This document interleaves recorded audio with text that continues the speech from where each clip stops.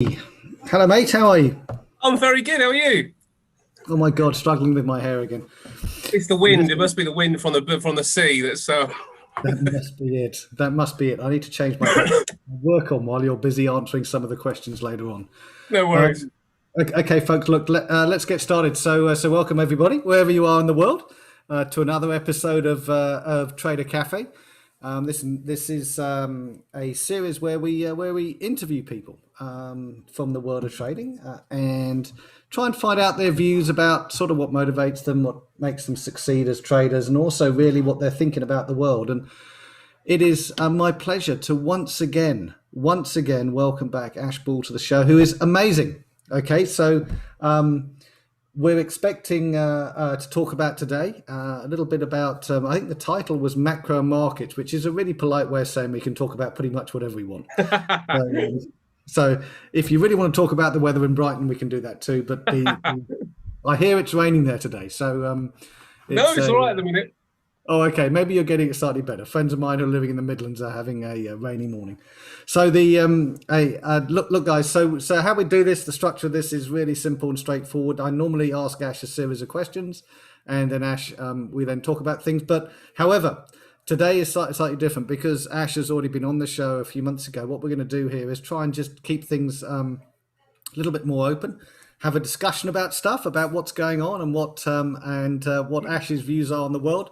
And mine are too, and maybe we'll see eye to eye on a lot of things. Maybe we'll disagree, and that way we have more fun.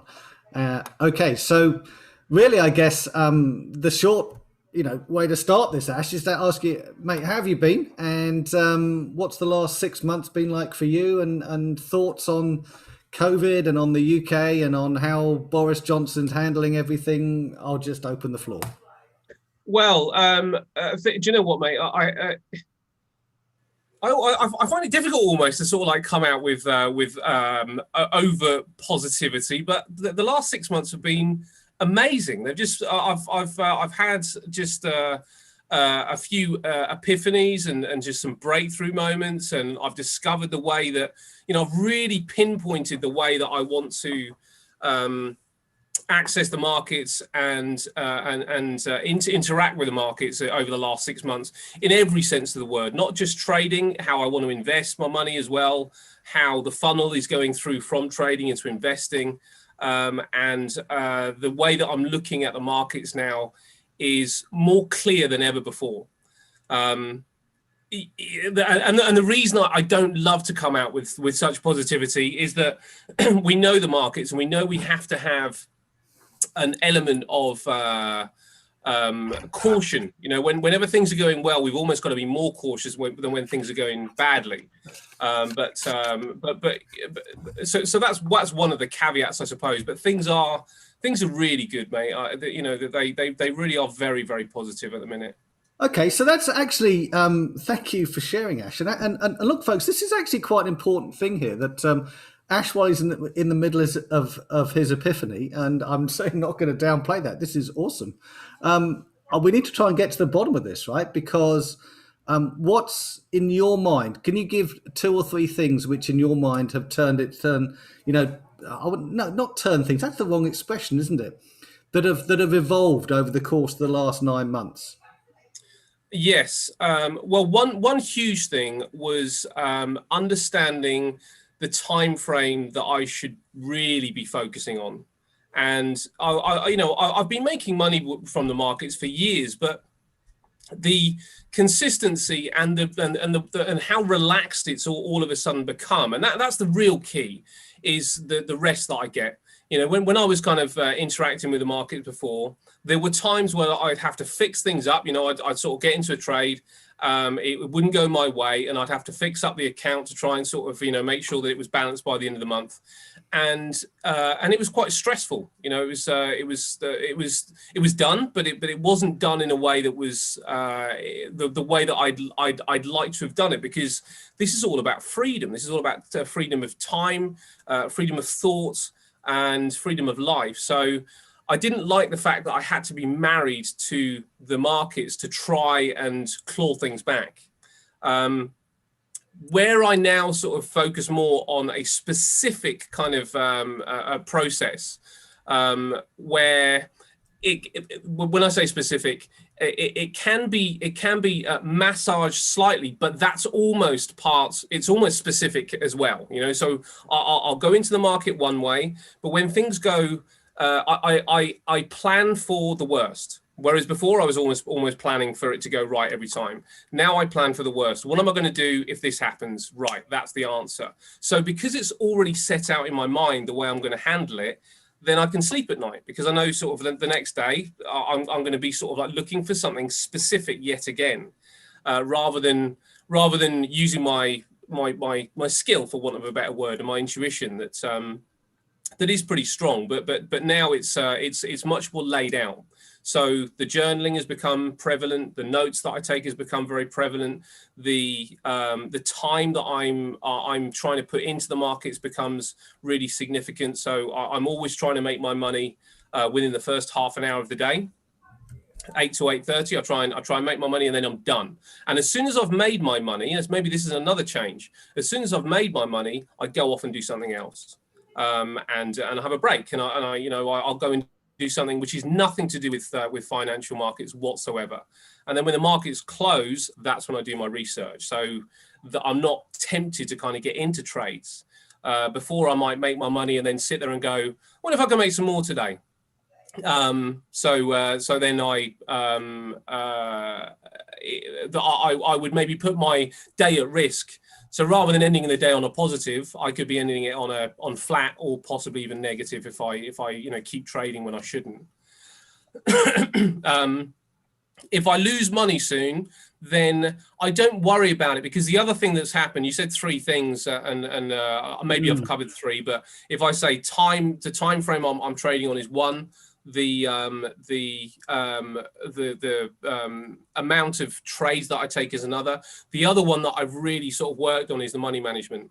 So my money management is pretty sound. So I don't ever think about losing money on a day. I only ever think about where my P&L is at the end of the month. So I don't worry about the day. So this is interesting, right? In terms of epiphany moments. So, for those of you out there who are wondering about if this is Ash 2.0 that we're suddenly seeing in front of us, right? I completely understand everything Ash has said, and the reason why I understand that is because I went through the same experience myself. It was a little earlier. In terms of years than where Ash is now. But the point is that you get to a stage. Two things are occurring, I think, to get you to this point, right? The first one is that you've got confidence in something, either in yourself or in your methodology, right? Whatever it is, something has clicked in you to the point at which you're comfortable. And more importantly, you can handle it when it doesn't work out, because maybe you've got the experience or the timeline of the bad times that you're going, okay, well, look, hang on a second. This is actually not a worry anymore. If things do necessarily go wrong for a day or two or a week or two, you don't worry about it anymore, right? And thirdly is this thing that I think is really important, right? Which is this thing about not looking at your P&L. Now, I think that's probably, to a lot of people out there who are listening in, who are just starting out as traders, about as close to heresy as you can imagine, right? But actually, I think it's incredibly important, because if you are not thinking about the P&L, you're thinking about the process, then the money takes care of itself. I've always said that P&L is a lagging indicator, right? If you're doing the right things, it'll happen. And it doesn't matter when it's going to happen, whatever type of trading you are. If you're a day trader, then sure, it'll you need to have that happening quite quickly, but it'll happen, right? And if you're an intraday or a swing, and not an intraday, but an intraday or a swing trader, even if you're a portfolio manager and you just want to manage your investments differently, it's all the same thing, right? You just got to have the confidence to understand that it will happen, right? And you don't need to look at it every single day. You just look at it and, okay, well, look, I know vaguely where I am. Obviously, people, you don't ignore it altogether, but it doesn't become your life. It doesn't become, I get up in the morning, I'm thinking I've got this P&L in my account, and if I do this trade, I've got that P&L in my account, and everything revolves around the money, right? Because you become a bit weird. So I am seeing a different Ash, and I'm loving the new Ash. I really am. I think it's the right way to be. Yeah, and I makes it more in in relaxed. in kind of sport, like Crystal said, do I exit trading in the first 30 minutes? I mean, sometimes it's within the first 30 seconds. It's just when it's available. I take what the market offers, not what I think. I never say to myself, I never say in the morning, I'm going to make this. I try to make it, but if the market offers me less, I'll take less, no problem. But the big thing for me is in sporting sort of analogy. If I was a snooker player, I'd be a really boring snooker player. I'd be playing snookers all the time because all I care about is defend the account and just make little chunks. I'm not really. Before I was trying to hit the ball out of the park. I was trying to be, in football terms, Brazil rather than Italy. I just want to defend my position, and I know if I defend my position, then the little chunks that I make will outstrip anything that I can make in any other financial environment. So that's what it is for me now, mate. I'm nowhere near as aggressive as I was before. In actual fact, I am aggressive, but I'm aggressive defensively, not Yeah. not aggressive in attacking form. Yeah. Look, that's the key difference, right? And I think people often see defensiveness as being something whereby you're risk averse, and that's actually not the case at all. What you're doing is you're just being. I'm trying to think of the right word without using the word sensible, but I've just put it out there. I think you're just being sensible about the choices that you're making. Once you understand, money management is one of those things whereby it literally is to use your analogy, it is building from the defense forward, right? There are Yes. times where you can press. They're not Yes. very often. Most of the time, it's about making little wins, and the little wins just need to take care of themselves. And all of a sudden, after a month, you're positive. After 6 months, you're still positive every single month, and then it becomes, well, I'm positive after a year. I'm positive, and then it becomes much less of a roller coaster, much more of a incremental build. And then, for the record, for those of you out there who are transitioning through managing different amounts of money, what then happens is it becomes much easier to manage larger and larger amounts of money because you understand what the difference is, because you realize that you can be incrementally successful, right? Yeah. And whenever that happens, so to you, we know what's the glass ceiling. The glass ceiling becomes a process issue rather than necessarily a psychological issue about, I had $10,000 under management. I've done really well with that. Now I've got 100,000. What am I going to do? I'm going to freak out with the pressure. You go, well, actually, no, it doesn't really matter. I'm just going to do the same thing I've always done. So it doesn't matter whether I got 10,000 or I've got 1 million. Who cares, right? You just carry on Yeah. doing the same thing. It's going to work for me. Just a question of how long it takes to work. And it's much nicer when it works, obviously, in the bigger numbers, because it makes life an awful lot easier. You can see some of the benefits of it. Yeah, and But on that as well, mate. Another sort of like part of my approach and strategy, which has changed, is I'm not thinking so much about getting a huge trading account. What I'm thinking about is chipping away at getting a larger and larger trading account incrementally, but at the same time taking some of those profits out and putting them in places where it's complete. I'm not involved. I'm putting them in assets where somebody else is working for me, because there will sort of like come a point where I might want to take a whole year off. Don't get me wrong. I doubt that I'll ever give up trading because it's an industry that I love. But there might be a time where I just want just the passive income to pay my way. And that's what I've also started doing. I'm really sort of like starting to go, right, what am I trading for? Well, I'm trading to kind of for complete freedom. So the only way that can be achieved is by taking some of the profits from trading and putting it into asset classes where somebody else is doing the work and giving me a yield or a percentage of the profits that they make. So the trading account starts to become, the way I almost see it is that I'm investing for free.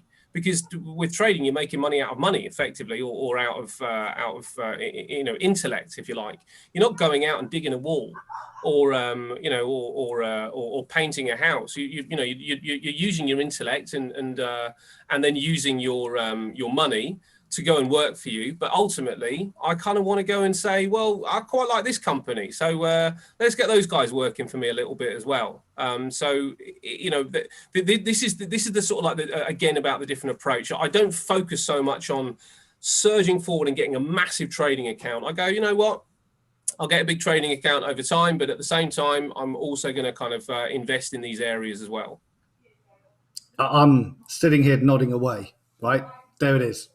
Yeah. right? So yes, to the financial planning element, that seems perfectly sensible to me.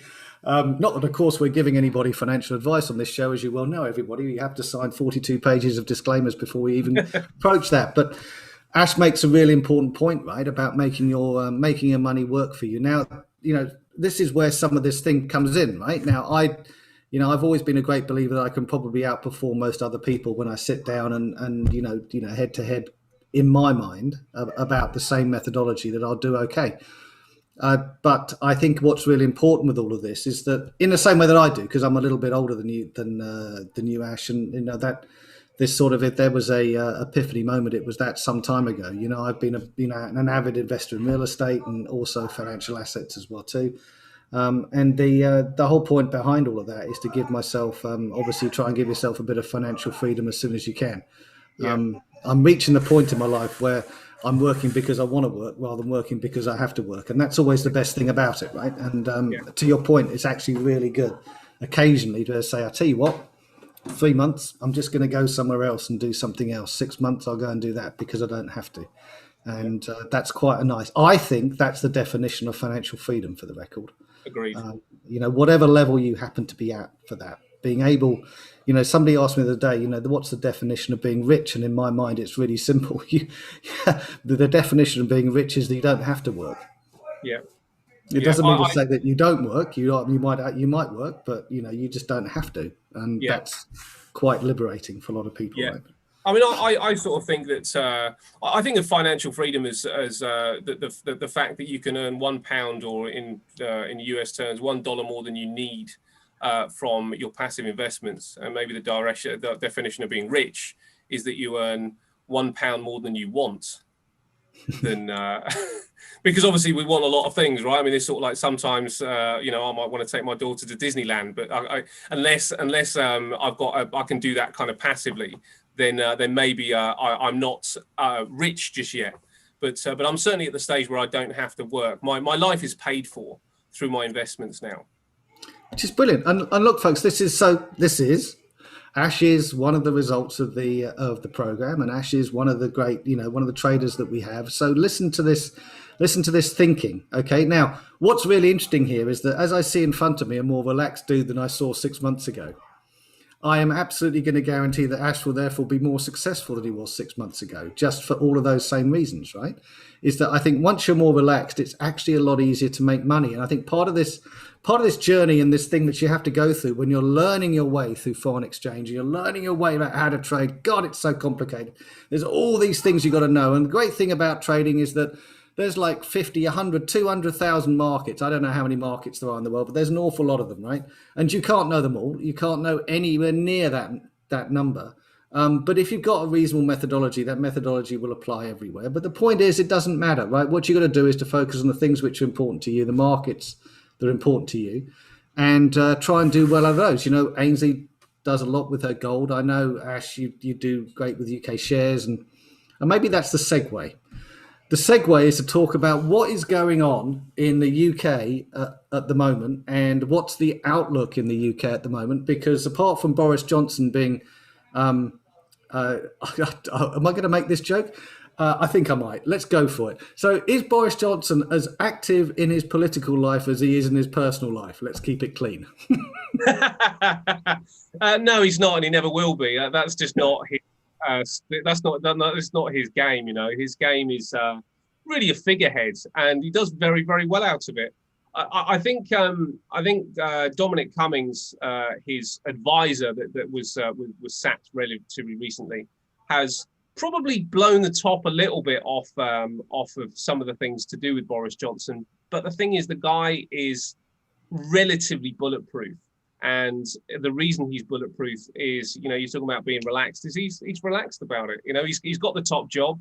I don't think he's really, I'm not even sure whether he wanted the top job for the top jobs. He almost wants it just to kind of have the power rather than have the, because he's really interested in running the country. But he's a successful figurehead. I've stopped trying to understand the Boris Johnson phenomenon, to be honest, because all I see is a man that it always bounces back. no matter what is thrown at it. You can throw anything at Boris Johnson and he will come up smelling of roses.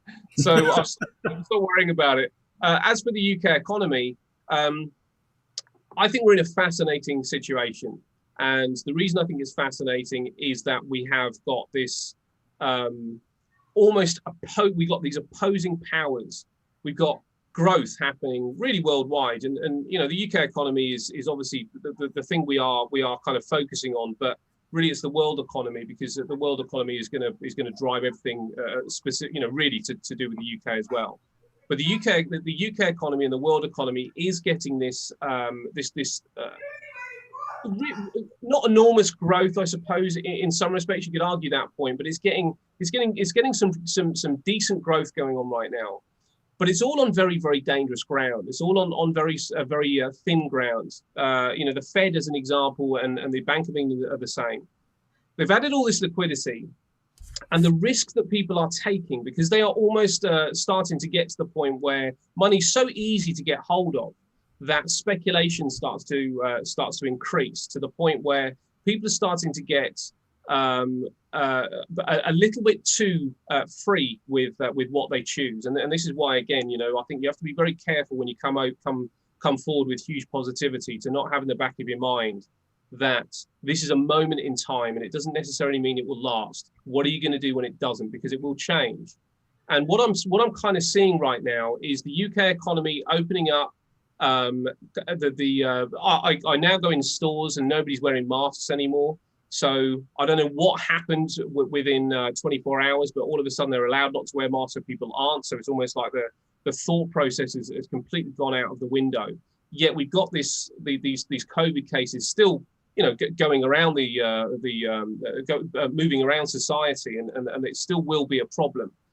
What happens when we do get this exogenous shock again, which will happen, because the Fed, the UK government, the EU, you name it, none of them are in a position to absorb the problem the next time round. They've pumped a lot of money, and I think I read the other day that the Fed, for every $12 to $15 they've invested, they're getting $1 of growth. Now, as traders, that sounds absolutely diabolical, you know, to kind of get that kind of growth after that much investment. And we're talking about $43 trillion that they've invested in the US economy, and they're getting $1 for every 15 of growth. What happens when the next shock happens? You know, which will come. It's inevitable. They are not in a position to control this. They're stating that they're not worried about price increases, and they're saying that it's transitory. And the only way that I can get the transitory argument is that, and this is quite obvious, prices go up. So we started to see inflation start to spike to the upside. The way that they could argue it's transitory is next year that prices don't go any higher. But they're not coming back down again, because the producers do not pass the decrease in value that they're now paying onto the consumer. They never do. The consumer price index always goes up. You know, you might see PPIs start to fluctuate around, but the CPIs are always going up, because the businesses do not pass on what's happened. You know, if oil starts to come down again, you won't see it come down in the pumps. It will stay where it is, you know. So inflation may not increase, but it doesn't mean that prices are coming down. It just means that they've stabilized. So the inflation argument that the Fed are kind of putting forward, I find quite disingenuous and very misleading. So now they're focusing on employment instead. You know, they've decided to kind of change tack and say, you know, we won't worry about prices for now. Let's worry about employment and see if that can start to come down. Well, who knows? In between the time that they're focusing on employment dropping, we may get that shock. And with everybody invested in the way they're invested, I see problems, huge problems. Not tomorrow, not next week, not next month, maybe not next year, but eventually I can see this crashing down. And I put the UK in the same category as everything else. Look, this is a good point. So you raised a couple of things that I'm going to pick up on. So the first one is liquidity. So how much do you think that liquidity has contributed to what we've seen the last 18 months? Well, the growth. Yeah. Oh, I think it's everything, because people, you know, if we see what's happened to stock valuations, and I was thinking about this earlier on, in the 50s, let's go back to maybe even the 60s or 70s, fundamentals mattered. They really mattered. And I wonder whether they mattered because you didn't have charts that you could look at the picture and make decisions on that. So you'd have to read stuff. You know, even if you had to kind of go and carve your own charts back in the day, that was hard work. So you sort of look at it and go, well, I may as well read the stuff. So I'll focus on the fundamentals of the company. Now, you don't need to kind of sweat over fundamentals. Everybody's a technical analyst, and you can open up a chart and find out what you think you need to know by looking at a picture. So people are seeing prices going up, and they've got no experience in what they're investing in. They can explain away the fact that earnings are the same this year comparatively as they were when the S&P was 30% lower because the charts are going up.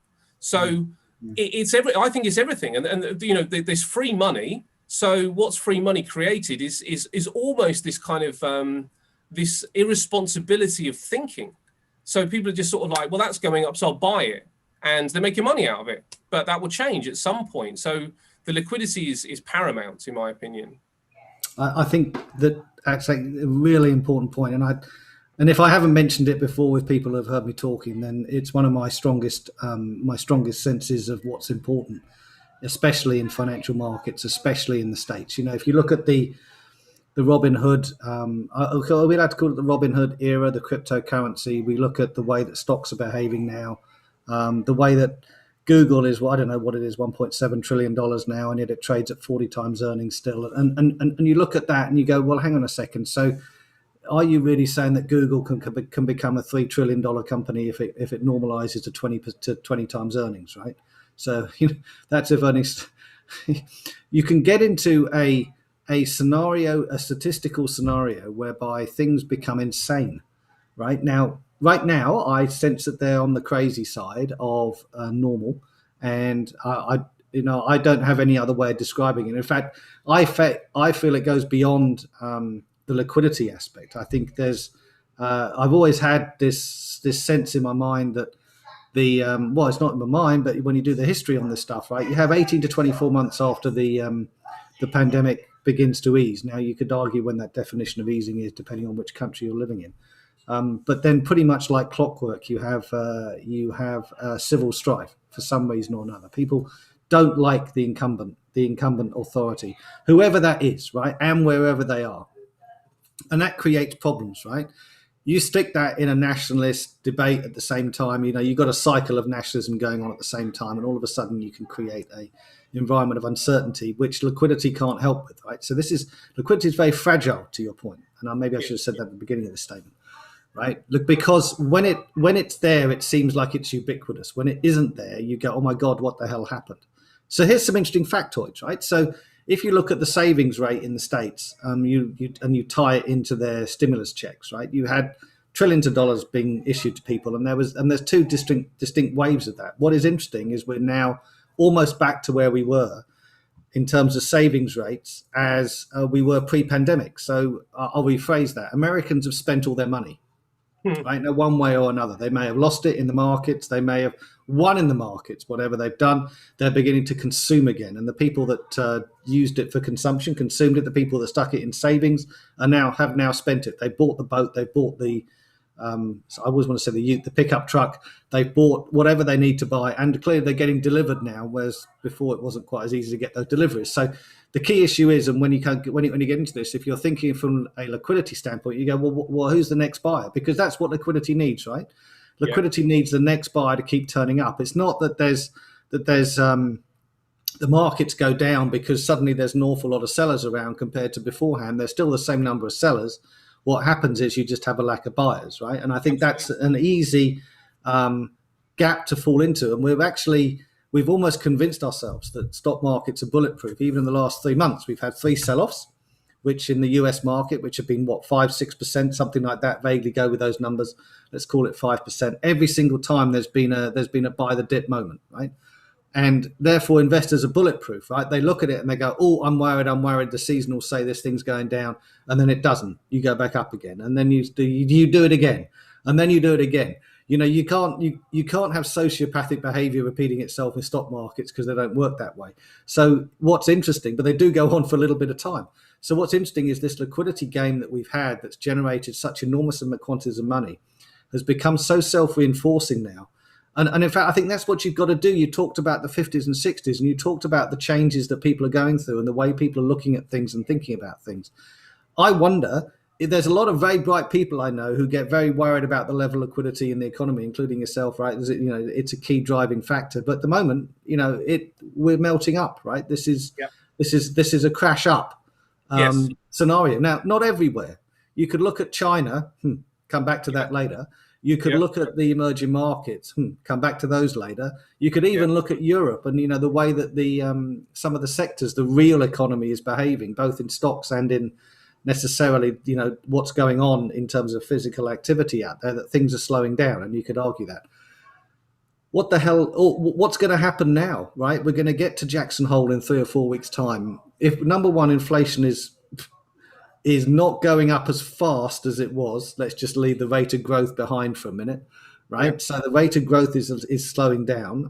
It's not an 8% year-on-year growth each month, right? We get back to 4 or 5 again.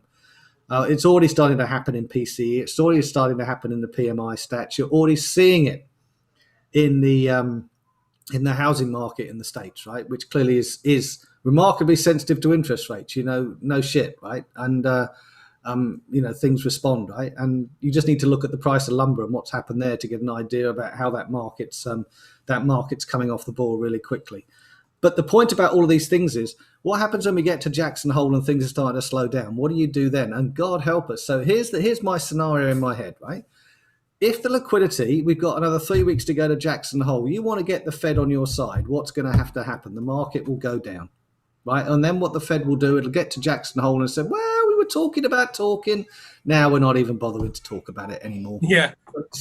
Purchases carry on. I'll tell you what, guys, I'll meet you in a year when we have the next party here, right? And so you could argue that Wall Street is collectively quite bright, and maybe that's what has to happen. But it worries me a lot, as it does worry you, right? And I think anybody who's been in the markets for any length of time would have the same concerns, right? Liquidity is a ephemeral thing, but it's there. You can feel it, right?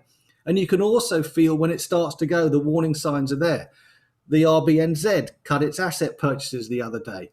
Well, it's going to be interesting because our data here is quarterly about where the market is in 3 months' time. At the moment, anecdotally, all my mates are jammed, right? They've literally got no time because they're way too busy. But I wonder how long that's going to carry on for if interest rates, as they did do, started to nudge higher, and the government's, now needs to, people need to find an extra 20 billion a month because that's what the government requires, whatever these things happen to be, right? I don't think it's that much, but whatever the numbers are, right? All of a sudden, you're draining that liquidity out the system, and it's not that free money going into every single project. You're not bored, and therefore you put it into crypto or whatever these things are, right? So for me, I'm with you, long rant, but liquidity for me rules, right? And I think I will disagree with you on the inflation front. I'm about the only person I know who falls into the transitory camp for inflation. I don't think inflation is going down. Well, actually, I'll rephrase that. Inflation is going down, but we're not going to have deflation. Deflation, no, because that's awfully bad for any number of reasons. But I actually think that inflation is worse for an awful lot of other reasons as well, too. So I'm sort of, I fall into the Fed camp that I think it's transitory, but I think why they think it's transitory and why I think it's transitory are slightly different reasons. I always look at, maybe go, please. Well, just on that though, Jules, when you sort of like think about inflation being transitory, I mean, if you're making the point that certain values will come down, I get that completely. My point is that that will not be passed on to the consumer. So where we, because let's say just a forecourt as an example. If oil comes down to $20 a barrel, it won't, but let's say it comes down to $20 a barrel again. There's no way that BP are going to lower their prices sufficiently to kind of pass that on to the consumer. So it may well. This is where I say that the transitory kind of discussion is misleading in a way, because inflation may come down, but it doesn't mean prices will come down. And they're almost two different things, because The prices may come down for the producers and the businesses, but they won't come down for the consumer.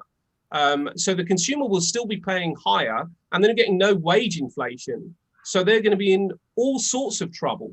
So, and this is why I say it's misleading, because the Fed are almost sort of saying, just relax, don't worry about it. It's like, well, hold on a minute. If we're not getting wage inflation and prices pump up to 8% higher than they are now, they stay there, then we're still worse off. They're not coming back down again to meet where we are.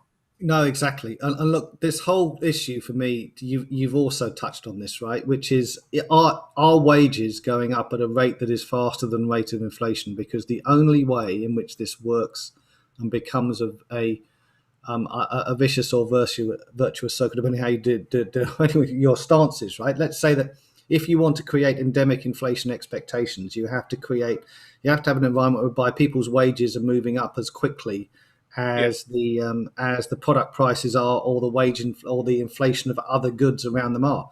Now, I don't see that happening. I think a lot of governments are still stuck in the old ways of negotiating, which is you get 2% a year, and but if CPI is high, we're not going to give you that because that's way too much money. We can't pay people 4% more than they got last year. We'll give you 2%.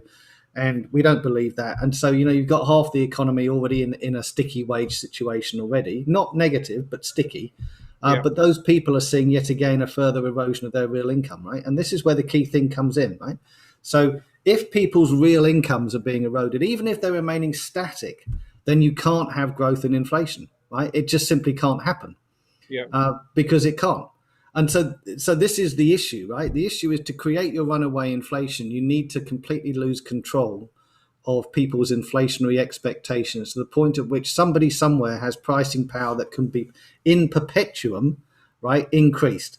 And I get it that right now there's been an adjustment. Right now, why has there been an adjustment? It's because there's a shortage of goods, there's been supply chain issues, all of those things, right? A lot of people are marked up. Still can't get hold of things in New Zealand, right? Everybody's quoting lead times that are 3 times what they were, right?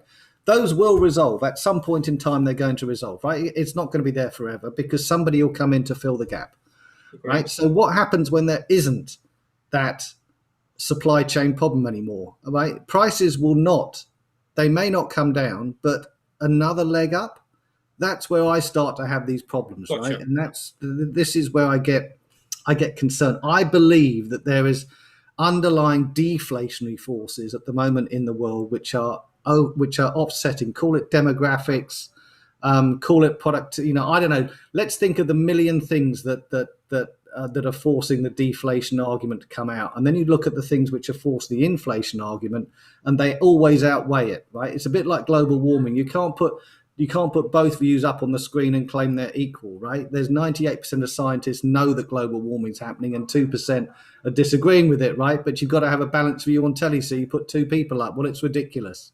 Yeah. Right. So it's the same thing, I think, with deflationary forces on one side and inflationary on the other side.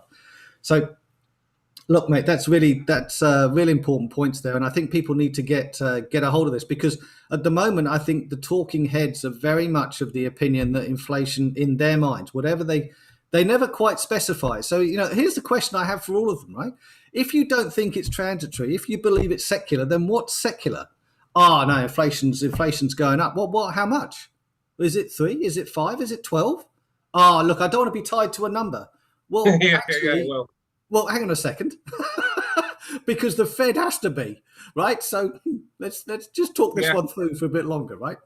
So proof is in the pudding. It's the same thing with technical analysis. Never quote time and price together, because you can always get it wrong.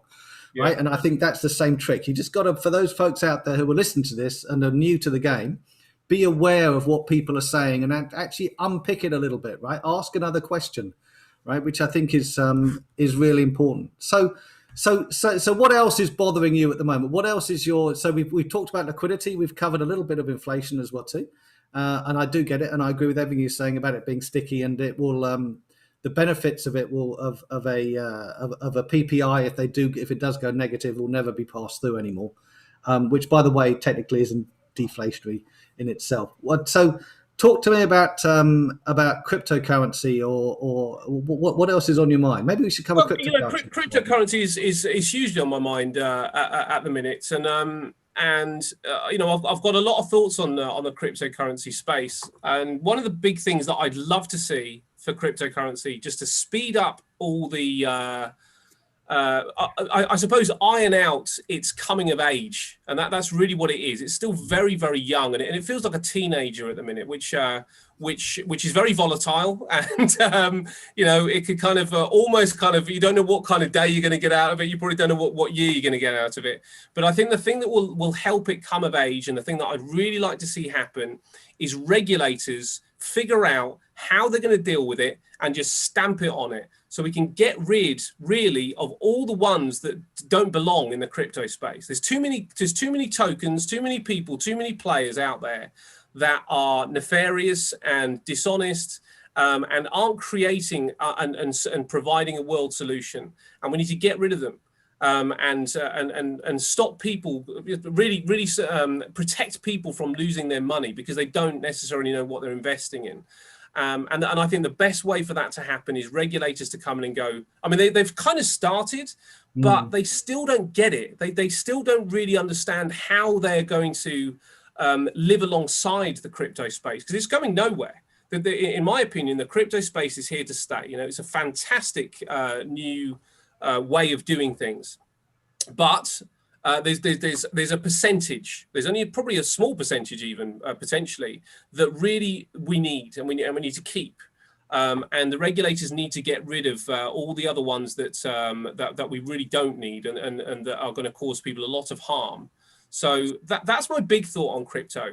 So I'm really watching what Yellen and the cronies are sort of like saying, and what they're kind of going to come up with next, because at that point I think we'll have a smoother run with cryptos. I mean, I'm not sure whether we're going to get the explosive move that everybody's calling on Bitcoin, as an example, up to 150 to 200,000. And the reason I'm not sure about that is that that time has happened once, and maybe it's happened a couple of times in the past.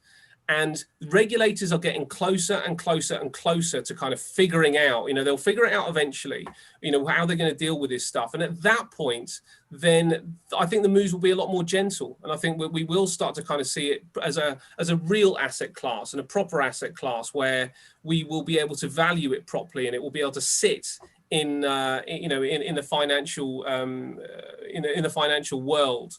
And we can make a judgment call on whether we want to buy it at $150,000, and are we still going to get a return on it. Anybody getting in at these levels is sitting fairly pretty, really, because it's probably going to sort of like take another leg to the upside. But I wonder how much further it can go before they go, right, that's it. We got to get a proper handle on this, and we actually find a real price for it, where it just bubbles around like stocks do, like currencies do, like commodities do, where they pretty much bubble around in a kind of 20% range for time, So that's my thing with the crypto market. As I say, I think it's at that teenage years where it's about to make the jump into adulthood, but it can't until the regulators really figure out how they're going to handle it. Yeah, and look, I have a lot of sympathy with that. My viewpoint is really simple and straightforward. The technology is amazing. It's going to become a part of our lives. The rest of it I see as being noise around it.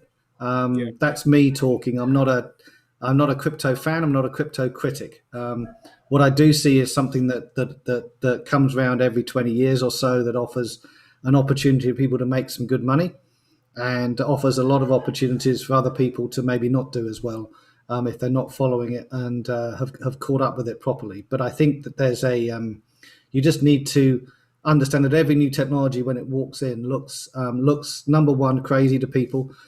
Secondly, it has ridiculous valuations.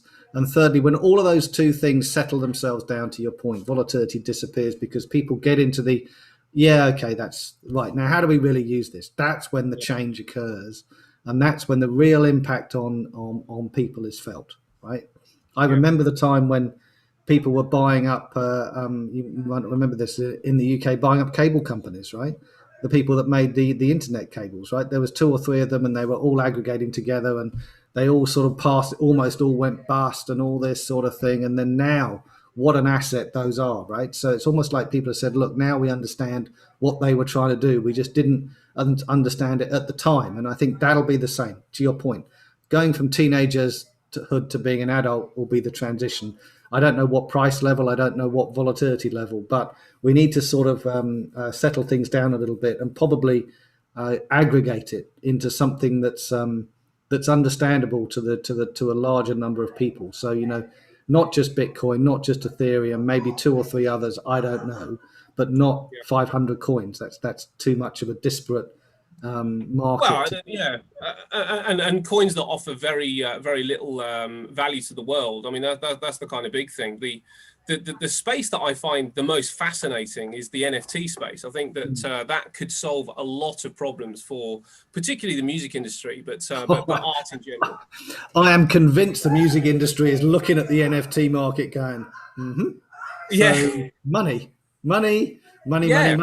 And we can, hang on a second. So we can digitally license things now. Ooh. Well, and the other thing is we can digitally individualize things. I mean, that was the big thing. If you were sort of going to a record store, then you would buy the vinyl and you'd come out with your vinyl, but you couldn't copy it. But as soon as you got CDs, then you could start copying it. And we're now in a phase where you can copy anything. But if they can move it to NFTs because it's unique, then it's something that can't be replicated. Which is why I think it's a really interesting space for the music industry, and this is why the crypto industry, I suppose, the crypto planet, it has got huge uses. It's not just that; it's lots of other things as well. There's lots of areas in life that could actually hugely benefit from this. From people that are unbanked, like the people in Africa, people that don't have an identity. All these people can start then coming online. The world can be a lot better connected, but it's going to have a few issues anyway. I mean, it will always have issues. It will always have people that do a lot of wicked things, and it's no different to accountants in stock companies. You sort of read some of the accounts and you're like, there's a lot of tomfoolery going on here, and so you're always going to get that, no matter what industry that you're in. But I think there's a lot of that going on right now. NFT gaming as well, and I think about it in the same way that I think of tattoos. Tattoos used to be quite shocking, when sort of like people, you'd see somebody with a tattoo, it would almost look quite cool because it was quite unique. And then as soon as football players started getting it, it's all over. Because now the masses, it becomes fashion. And I guess that when you'll know when the crypto space is really kind of matured, when the likes of EA Sports or Active Games or something bring out an NFT, kind of gaming NFTs, rather than these small little companies that are kind of doing it right now. But they'll get there.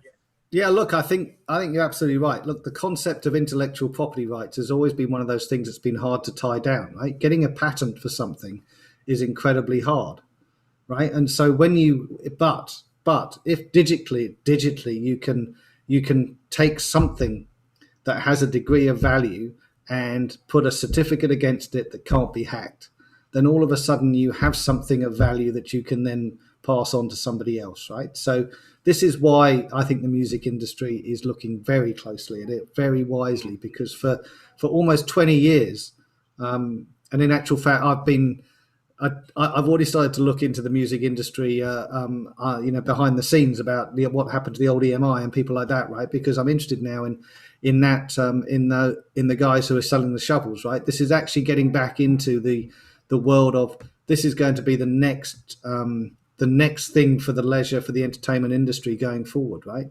Yes. Because all of a sudden they have the ability to be able to deny access to something that has a value, right? Yes. And the only way to get access to it is to have your own tokenized version of it. Well, that's a game changer. We're going back to vinyl again, to your point, right? And it's really hard to copy it, and it's very easy to make it have provenance that you can't replicate it. And I think people haven't quite realized, not just in the music industry, but in various industries where you have this, let's call it virtual or intellectual property, how valuable that's going to be going forward, right? And This is what tokenization does, and I think why it's so important. So, folks, if you're thinking about this, right, this is about finding the people that sell the shovels, right here. This is another great opportunity. Think about those industries which will really benefit from being able to nail down the intellectual property via digital license, and then you're probably not a million miles wrong from where the growth is going to be of those organizations. Yeah. And I think Singapore is right in the front and center of this, right? They've set their stall out to be part of the digital tokenization space. And I'm sure I'm not using the correct terminology. There are other people out there who know it way better than I do. But the way in which the government in Singapore has been encouraging people to do this and encouraging organisations to set up in Singapore and to be the focal attention point, certainly not just for Asia but for a wider regional basis, then it's a fascinating space, and I think it's really important from an investment standpoint that people realise the change that will take place from here for the next 5 or 6 years. There will be a time when stocks don't hit a new high every single day, and when that time comes and they fall a little bit, then looking at those companies which get more reasonable in value but offer that growth potential is the time when things get really interesting.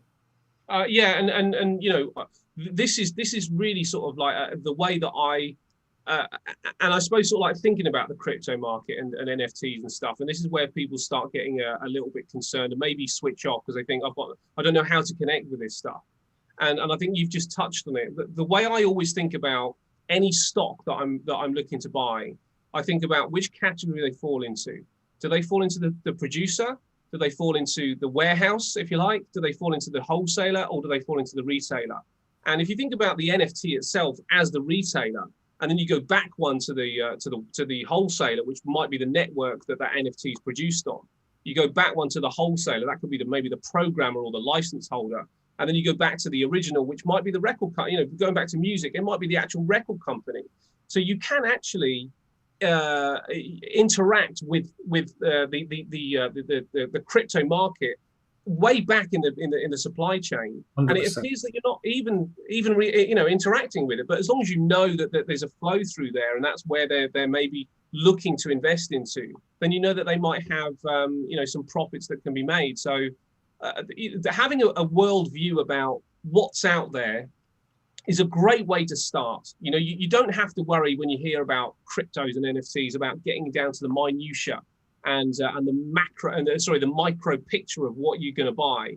You can start looking at it and going, okay, well, how will this change the world, and how will this change this industry? And if it's going to change this industry, what in that industry is also of interest? It's almost a great lesson in not ignoring something when it's mentioned. Everything should spark our interest, and then we can just go down the supply chain and go, well, where am I comfortable? What can I analyze? With some confidence, and if you feel more confident analyzing a company that is connected to it, analyze the company and go and buy shares in EMI or Universal rather than going straight for the NFT they're launching or the album that you think is going to make lots of money. Brilliant. Look, mate, thank you very much for that. We're out of time. We could do this for hours and cover loads of different topics, but I think that's a great way to end it. Ash, thank you very much for your time and coming on. It's always great to have you on. You're so much fun, and I'm seeing a new Ash. This is I don't know where. I don't think the old and new Ash is that different, but there's something different, and I can't put my finger on what it is. There's something about the way in which you're acting and behaving, guys. And if you're listening from a trading point of view, this is called trader evolution. Right? Learn about it, right? Look towards it. This is the goals that you want to try and get to. Ash, thank you very much for your time. You've been fantastic. And everybody else, guys, I think we've got a few minutes and then we're popping into the weekly wrap up. So everybody, I'll see you in a few minutes if you're going to join me in that. Otherwise, I'll see you next time for those of you. And as always, thank you if you have been listening. Thanks, guys. Thanks, Jules.